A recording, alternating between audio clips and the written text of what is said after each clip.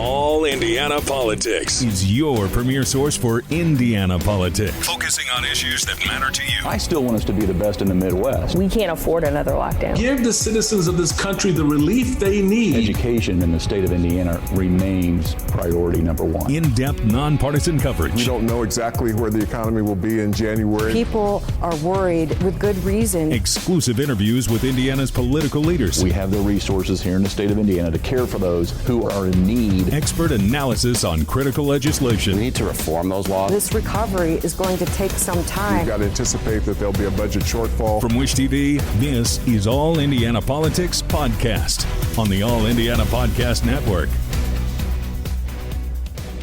Good Sunday morning. Welcome to another edition of All Indiana Politics. I'm Phil Sanchez. Voters in Southport will decide who will lead their city for the next 4 years. Southport is one of the 4 cities in Marion County that are not part of the consolidated Indianapolis city-county government.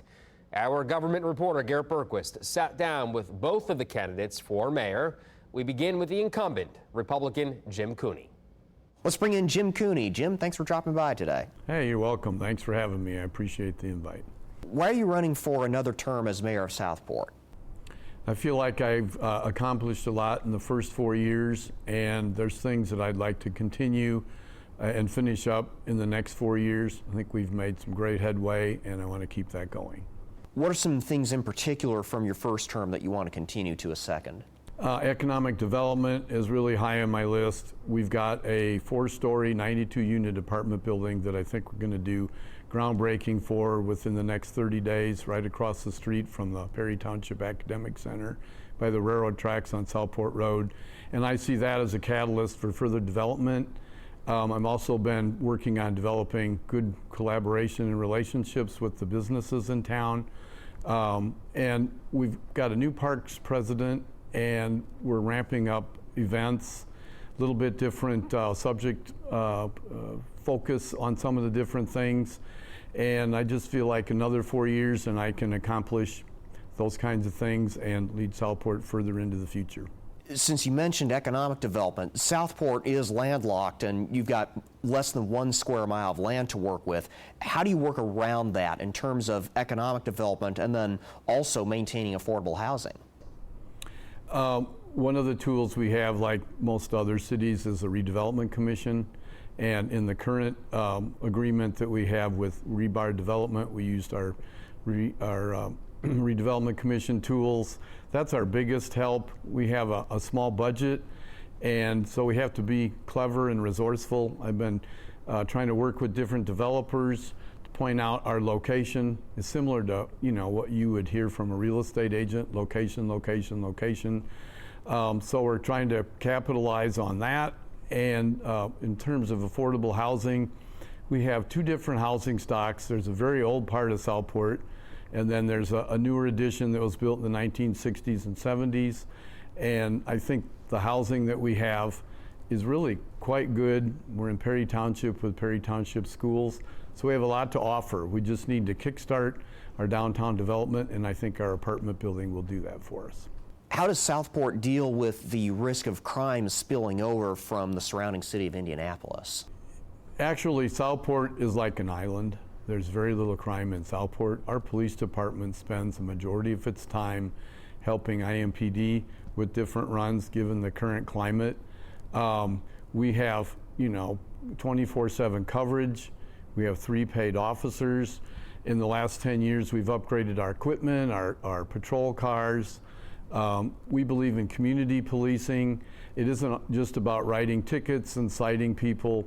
It's how can we help the community?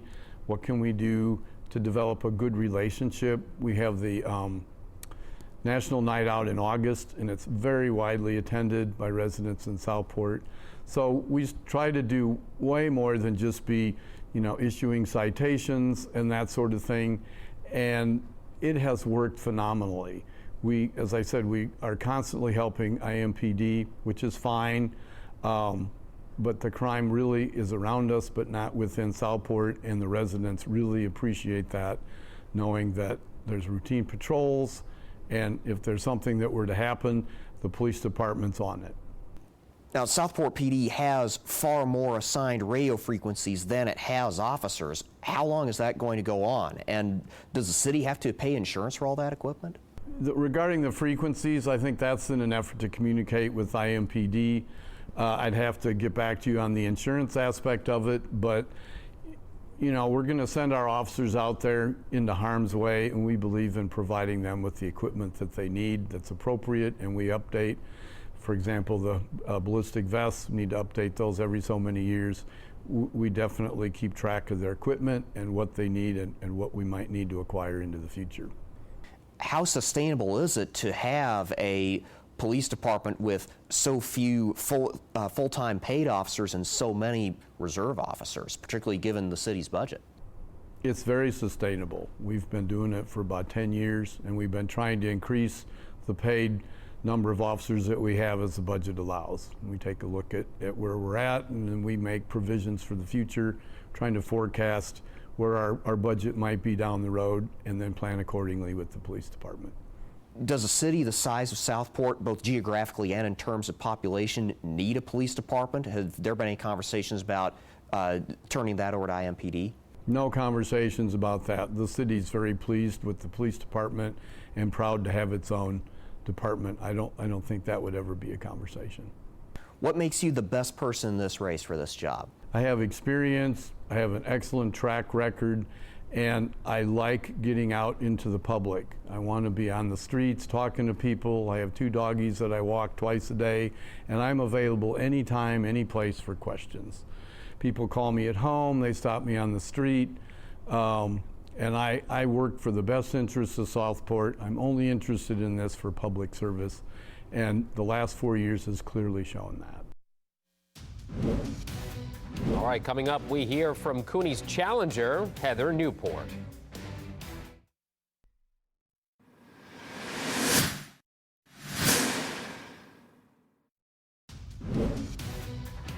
Welcome back. Southport Mayor Jim Cooney faces one challenger in November. Heather Newport is running as an independent candidate. She's currently a member of the city's redevelopment commission.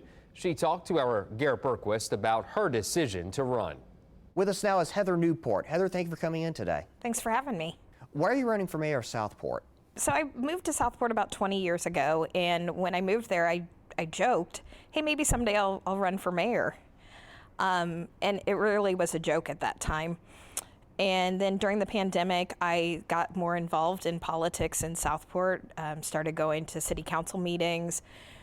You know, about 2 years ago, I joined the redevelopment commission. And I realized that there were some things going on in Southport that I wasn't happy with. And I felt like if I really wanted to make a change, running for mayor was the way to do it. You're running as an independent. There are only about 20 or so mayoral candidates running as independents this cycle. Why did you choose to do that? So in Indiana, your party affiliation is really set by how you vote in the primary. And when I looked at my voting record, I'm really split. Sometimes I vote Republican, sometimes I vote Democrat. I really vote for the person, not for the party. And I felt the best way to represent Southport was to run as an independent because that's really where my views are. And I also feel like the role of mayor of Southport is to serve everyone in the community, regardless of what your political affiliation is. You've said Southport's leaders need to have a community-first mindset. What do you mean by that? I really feel like, you know, Southport is a very small community.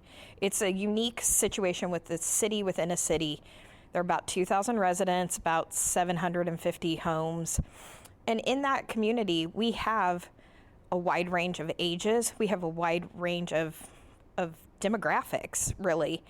And I feel like the current administration is catering to a very small subset of the population. And what I really want to do is I want to see the boards in Southport, the commissions, all be more diverse. I want to see representation. I think that matters. I think, you know, we have a larger population of Burmese in Southport, and we have no one who represents them. I want to see those people be represented in those committees as well. Southport, as you alluded to, is landlocked and has less than 1 square mile of land to work with. How do you work around that in terms of economic development and then also maintaining affordable housing? Because a lot of the homes in Southport are older homes, they're grandfathered in for property taxes and they have different caps on them. And so we don't have a lot of money coming into the city. I think that is a big challenge because one of the things that we do have that's fantastic in Southport is our police force. And one of the challenges we're having now is how do we continue to get good people and retain top talent on that police force with the budget that we currently have. And that's something that I'm really interested in getting into, is looking at the budget and seeing how we can rearrange money, see what opportunities we have for economic development, and go from there. Since you brought up the police department, how does Southport deal with the risk of crime spilling over from Indianapolis? Yeah, I mean, it's a very real concern, and Southport has been very lucky that we're insulated. You said we're less than 1 square mile, and we really have been insulated from those from that crime spilling over from Indianapolis. And one of the main reasons is our chief of police. Chief Vaughn is fantastic. And what he does is he goes out into the community and he meets with other law enforcement agencies, and he really tries to develop a partnership with them so that we're all working together. Southport PD has far more radio frequencies assigned to it than it has officers. How long would that go on, especially if you were to be elected mayor? And how does the city pay for the insurance and all that extra equipment? Yeah, so the city, like I said, doesn't have a lot of money coming in. And one of the things that we need to look at is what do those revenue streams look like and how do we get more? To be honest, at this point, I don't know. I don't know how long it'll go on. Because I need to get in there and I need to really understand why it's happening before I can tell you how it's going to be fixed.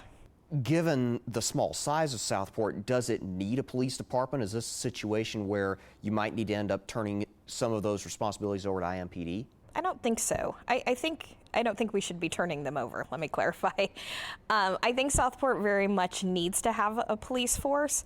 Like I said, we are working with other police forces. Homecroft is very close to Southport, and that's one that we work very closely with. It's not a huge force, but I think that it really does a good job of keeping Southport safe. What makes you the best choice for this job? I think that I have diversity of thought.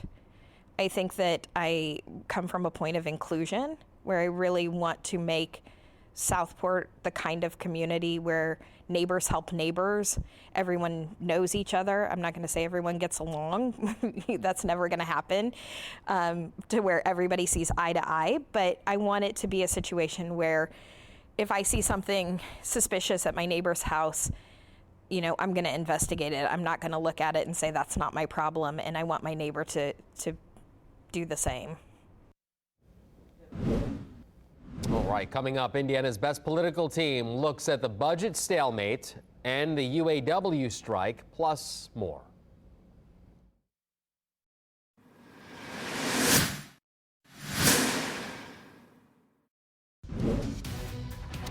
And welcome back to All Indiana Politics as we welcome in two members of Indiana's best political team, Republican Mario Mastrolamani and Democrat Laura Beck. Good to see you both. Let's begin with Attorney General Todd Rokita this week. The State Disciplinary Commission, as you very well know, recommends Rokita be reprimanded or possibly even suspended because of his comments about Dr. Caitlin Bernard.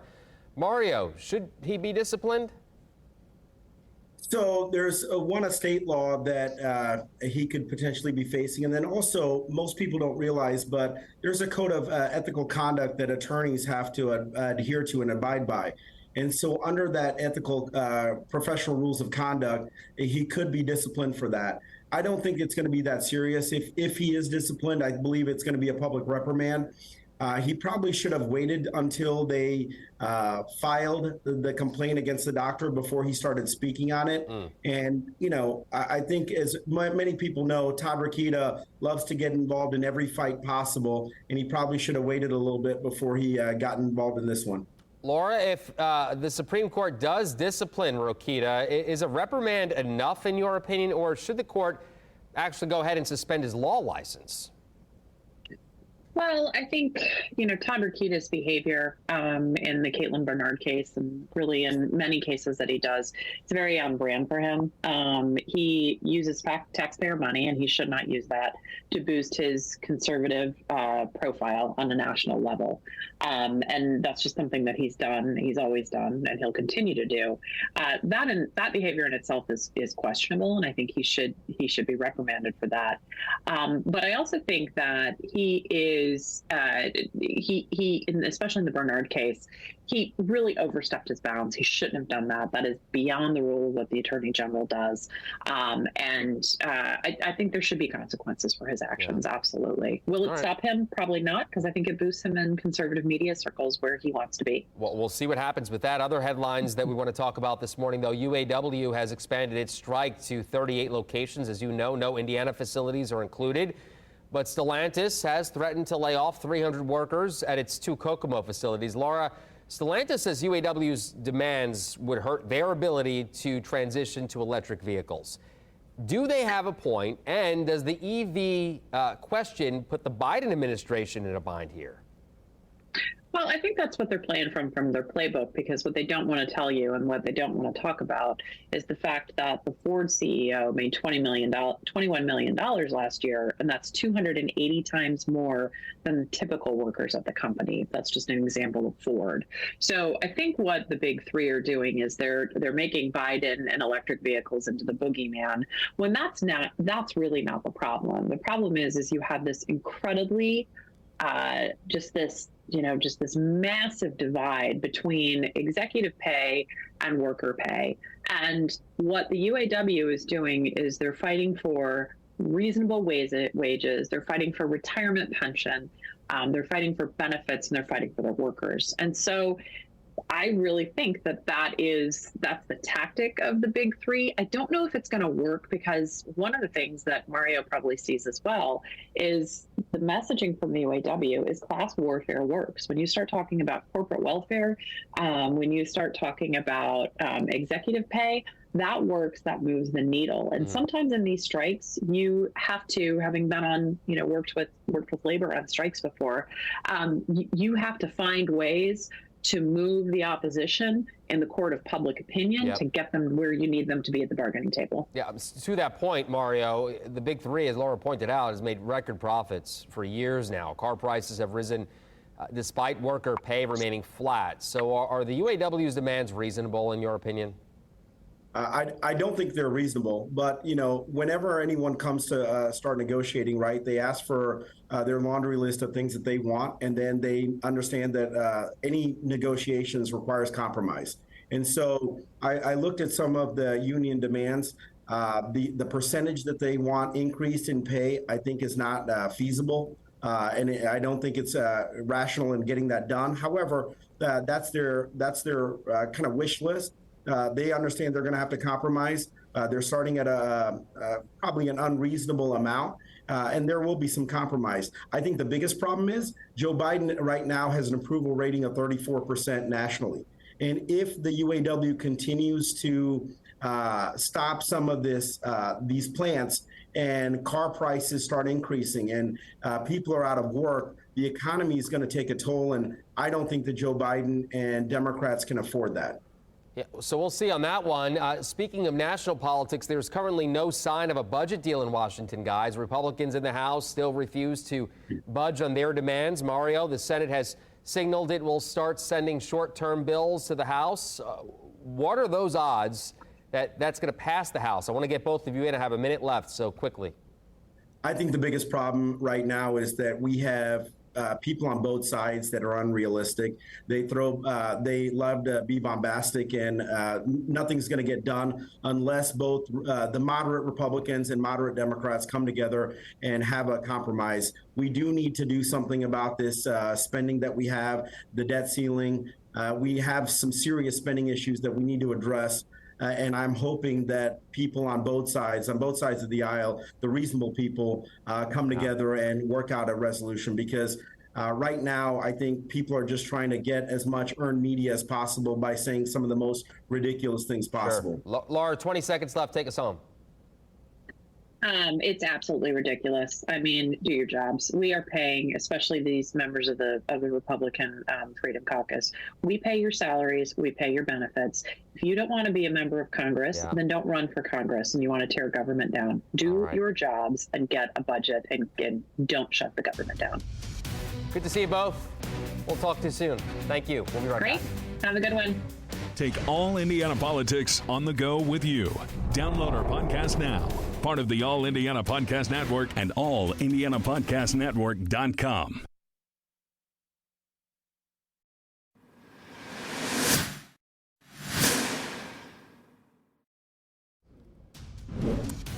Thank you for joining us for All Indiana Politics. We'll be back here next Sunday morning at 9:30. You can also hear the extended version of today's interviews with the two Southport mayor candidates on the All Indiana Politics podcast at wishtv.com. Have a great rest of your weekend. From Wish TV, this is All Indiana Politics Podcast on the All Indiana Podcast Network. Watch All Indiana Politics live Sunday mornings at 9:30 on Wish TV and at wishtv.com. Subscribe to this podcast and listen weekly here on the All Indiana Podcast Network. And be sure to discover even more great podcasts at allindianapodcastnetwork.com.